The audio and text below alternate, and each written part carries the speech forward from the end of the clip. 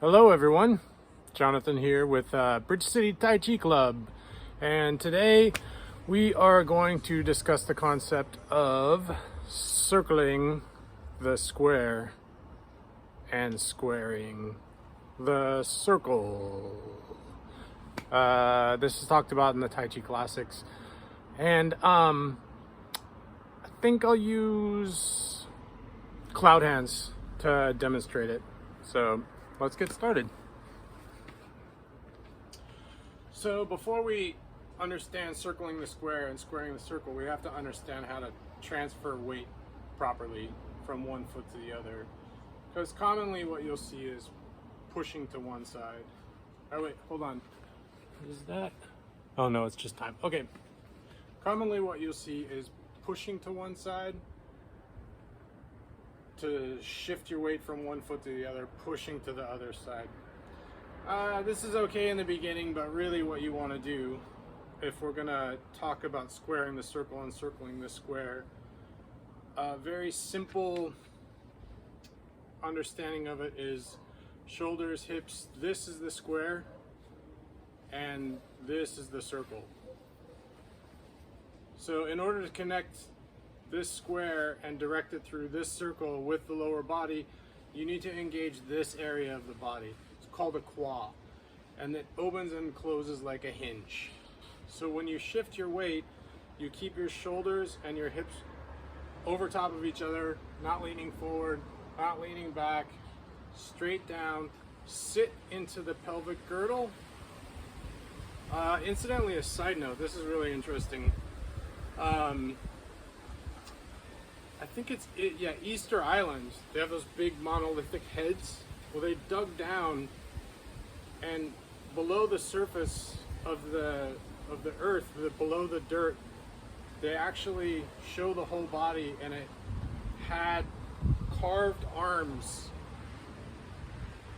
in this position on those monolithic heads.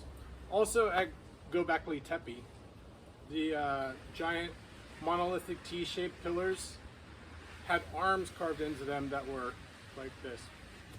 I think it's an interesting side note. Anyway, back to circling the square. So to shift the weight, you want to sink and sit. This is called circling the square, sitting onto this leg. I'm gonna exaggerate, but sitting onto this leg. By closing this claw, now the square is intact and the circle is here. As you shift your weight to the other side, push straight down and start to circle the square so the weight goes like this and drops down into there. So this is called circling the square. The square is here, this is the circle, you circle it. Again, over exaggerating by doing that, but so when I teach beginners cloud hands, you shift, circle the square, get to here. Don't go past here. Don't overextend yourself. Sit here, square the circle, now circle the square. Here, square the circle, now circle the square. Here, square the circle, circle the square. This is the beginning. And you start to smooth it out, it starts to look like this. Circling the square, squaring the circle. So as you sink, your arms change. As you sink, your arms change, squaring the circle, circling the square. This is kind of the beginning level. Well, the beginning level is just going here, changing your arms, going here, changing the arms. Then you smooth it out. The next level is, if you imagine a square with a circle inside of it, there's one corner that the circle goes like that, and there's that point that goes out. So what that means in this situation, as you start to refine this, is I'll just use one hand. You start to circle the square, and before you square the circle, you start to circle the square, and before you square the circle starts to move back the other way, and the hand continues in that direction. So like that, and then comes in. And as you get to this point, you start to circle back that direction, but this hand continues out. And if you think about a square like that with a circle inside of it, the circle starts to move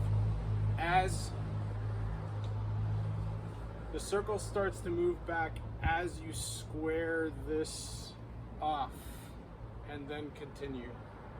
The circle starts to move back as you square this off and continue. So you're actually moving your center away from your hand so that it's fully extended and then catches up. Kind of like a whip or casting a fishing pole. You throw it out, the line's going like that. You have to pull it back before the end whips out. It's the same concept. So what you end up, as you refine this, you're circling the square. Now you need to turn back to square the circle. So start turning back. Your body's going that way, or your dantian's going that way, while your hands continue just a little bit. So it starts to look like this.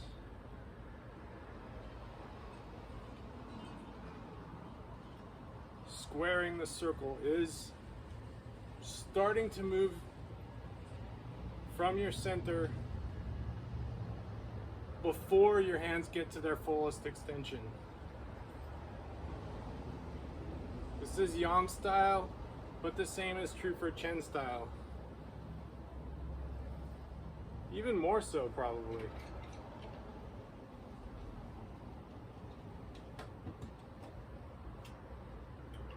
This is the stationary plowed hands.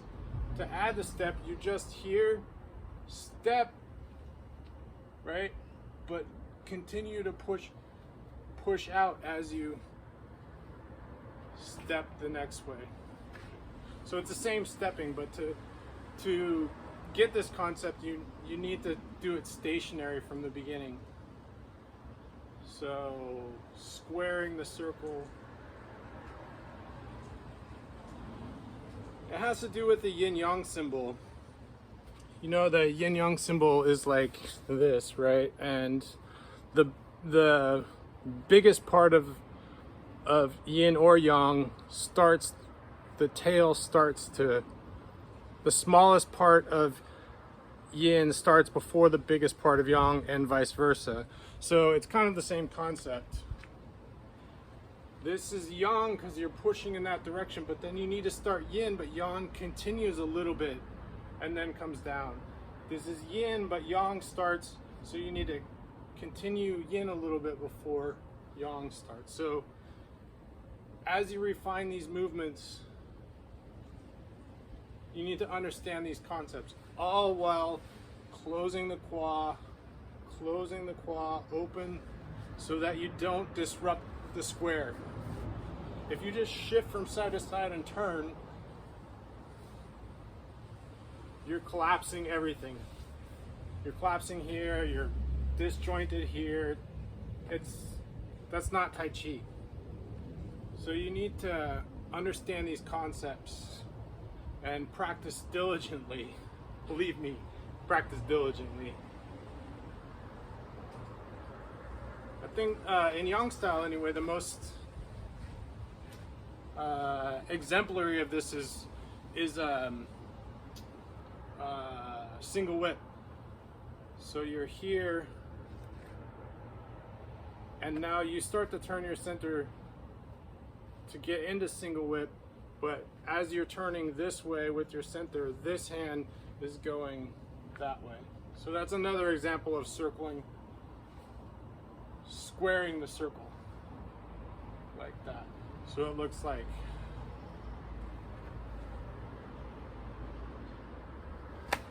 Anyway, I hope this was informative.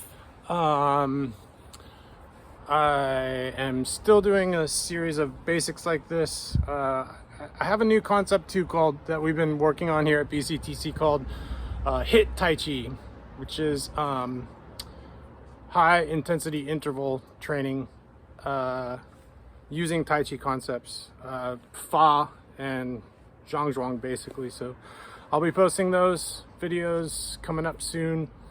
Go through the 8 gates and yeah.